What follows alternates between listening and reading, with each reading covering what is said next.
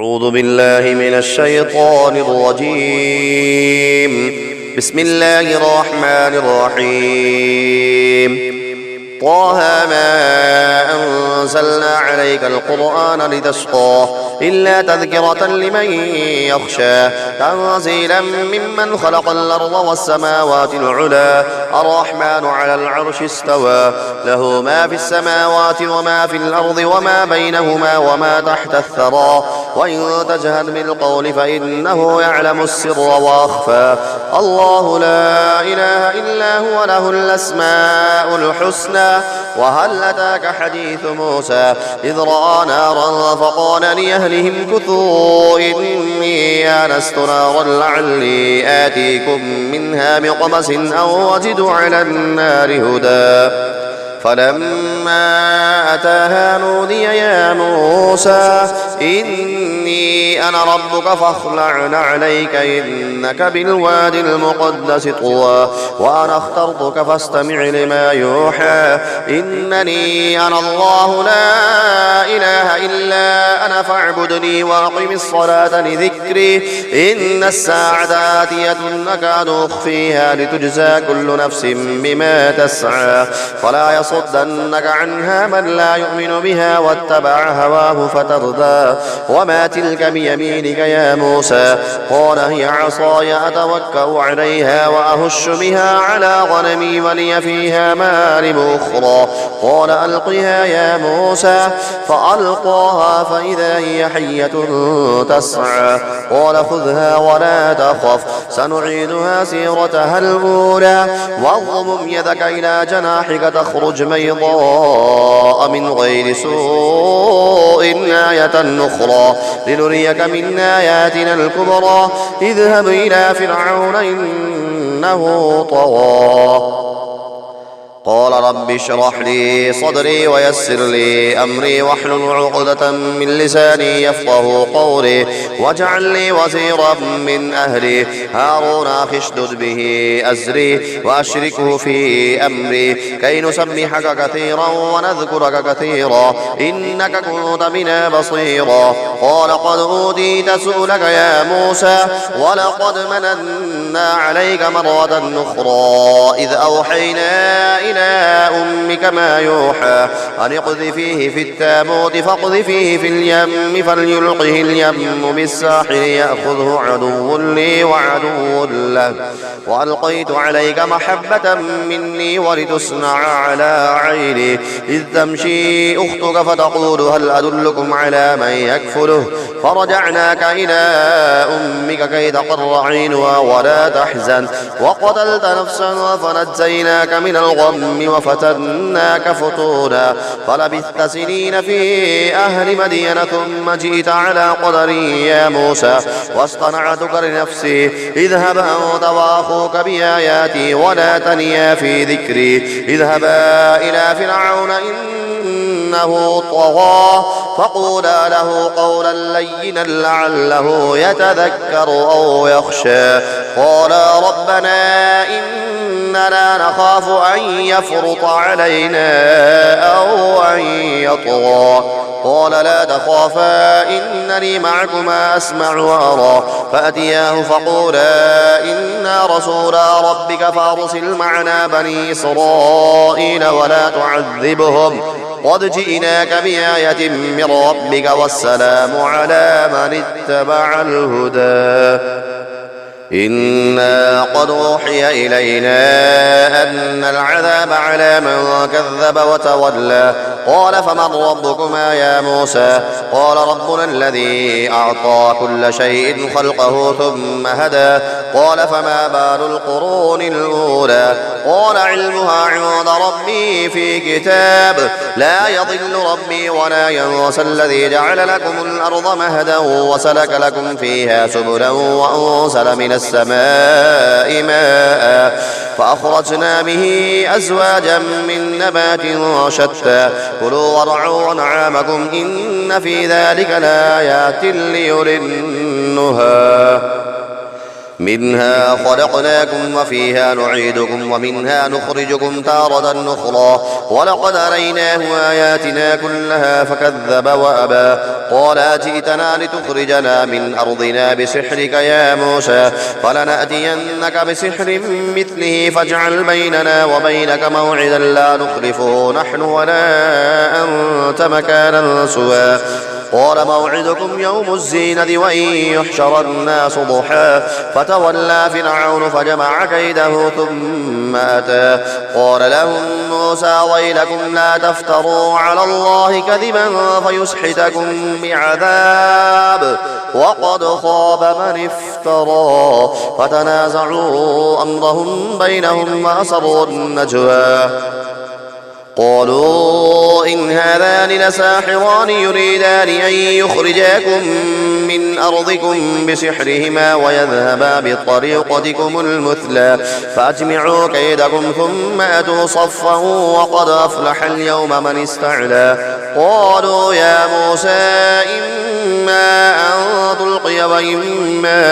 أن نكون أول من ألقى قال بل ألقوا فإذا حبالهم وعصيهم يخيل إليه من سحرهم أنها تسعى فأوجس في نفسه خيفة موسى قلنا لا تخف إنك أنت الأعلى وألق ما في يمينك تلقف ما صنعوا إنما صنعوا كيد ساحر ولا يفلح الساحر حيث أتى فألقي السحرة سجدا قالوا آمنا برب هارون وموسى قال آمنتم له قبل أن آذن لكم إنه لكبيركم الذي علمكم السحر فلأقطعن أيديكم وأرجلكم من خلاف ولأصلبنكم في جذوع النخل ولتعلمن أينا أشد عذابا وأبقى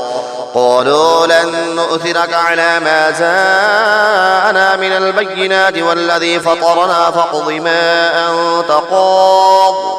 إنما تقضي هذه الحياة الدنيا إنا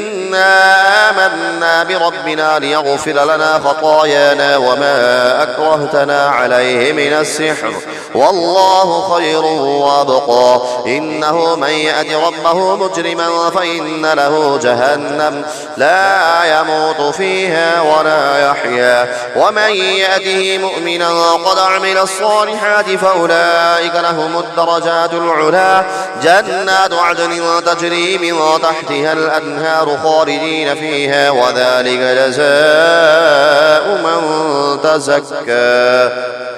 ولقد أوحينا إلى موسى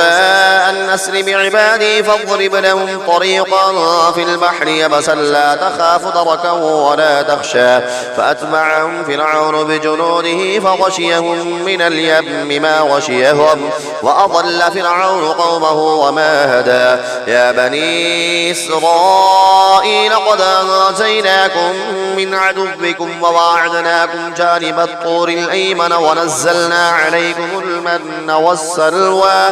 كلوا من طيبات ما رزقناكم ولا تطغوا فيه فيحل عليكم غضبي ومن يحل عليه غضبي فقد هوى وإني لغفار لمن تاب وآمن وعمل صالحا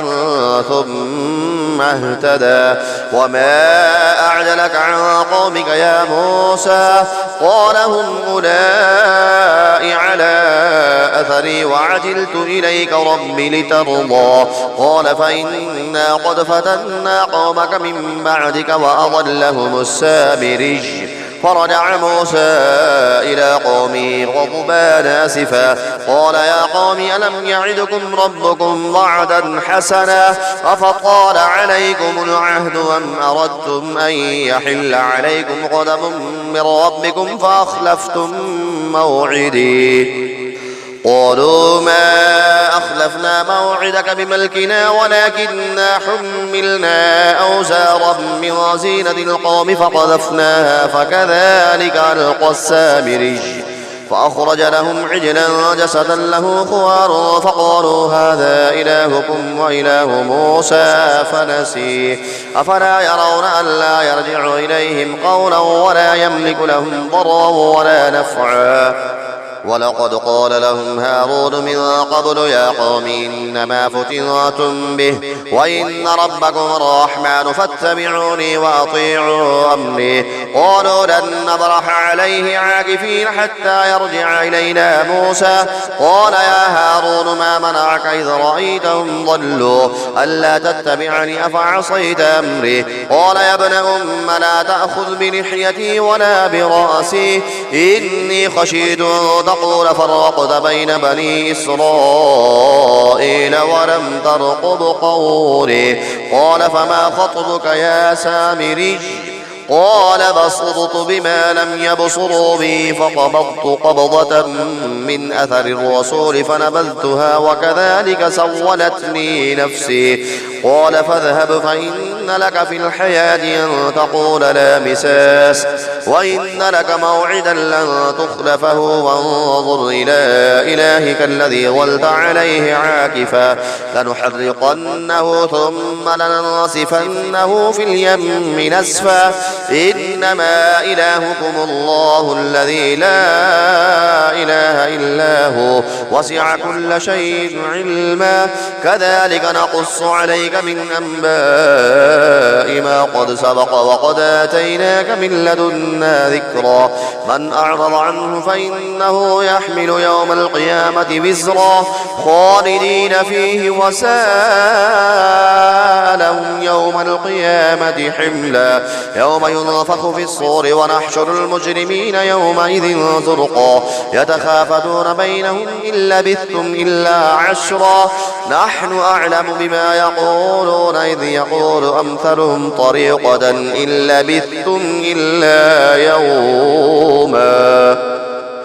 ويسألونك عن الجبال فقل ينصفها ربي نسفا فيذرها قاعا صفصفا لا ترى فيها عوجا ولا أمتا يومئذ يتبعون الداعي لا عوج له وخشعت الأصوات للرحمن فلا تسمع إلا همسا يومئذ لا تنفع الشفاعة إلا من أذن له الرحمن ورضي له قولا يعلم ما بين أيديهم وما خلفهم ولا يحيطون به علما وعنت الوجوه للحي القيوم وقد خاب من حمل ظلما ومن يعمل من الصالحات وهو مؤمن فلا يخاف ظلما ولا هضما وكذلك أنزلناه قرآنا عربيا وصرفنا فيه من الوعيد لعلهم يتقون أو يحدث لهم ذكرا وتعالى الله الملك الحق ولا تعجل بالقرآن من قبل أن يقضى إليك وحيه وقل رب زدني علما ولقد عهدنا إلى آدم من قبل فنسي ولم نجد له عزما وإذ قلنا للملائكة اسجدوا لآدم فسجدوا إلا إبليس أبى فقلنا يا آدم إن هذا عدو لك ولزوجك فلا يخرجنكما من الجنة فتشقى إن لك ألا تجوع فيها ولا تعرى وأنك لا تظمأ فيها ولا تضحى فوسوس إليه الشيطان قال يا آدم هل أدلك على شجرة الخلد وملك لا يبلى فأكلا منها فبدت لهما سواتهما وطفقا يخصفان عليهما من ورق الجنة وعصى آدم ربه فغوى ثم اجتباه ربه فتاب عليه وهدى قال اهبطا منها جميعا بعضكم لبعض عدو فإما يأتينكم مني هدى فمن اتبع هداي فلا يضل ولا يشقى ومن أعرض عن ذكري فإن له معيشة ضنكا ونحشره يوم القيامة أعمى قال رب لم حشرتني أعمى وقد كنت بصيرا قال كذلك أتتك آياتنا فنسيتها وكذلك اليوم تنسى وكذلك نجزي من أسرف ولم يؤمن بآيات ربه ولعذاب الآخرة أشد وأبقى أفلم يهد لهم كم أهلكنا قبلهم من القرون يمشون في مساكنهم إن إن في ذلك لآيات لأولي النهى ولولا كلمة سبقت من ربك لكان لزاما وأجل مسمى فاصبر على ما يقولون وسبح بحمد ربك قبل طلوع الشمس وقبل غروبها ومن آناء الليل فسبح وأطراف النهار لعلك ترضى ولا تمدن عينيك إلى ما متعنا به أزواجا منهم زهرة الحياة الدنيا لنفتنهم فيه ورزق ربك خير وأبقى وأمر أهلك بالصلاة واصطبر عليها لا نسألك رزقا نحن نرزقك والعاقبة للتقوى وقالوا لولا يأتينا بآية من ربه أولم تأتهم بينة ما في الصحف الأولى ولو أنا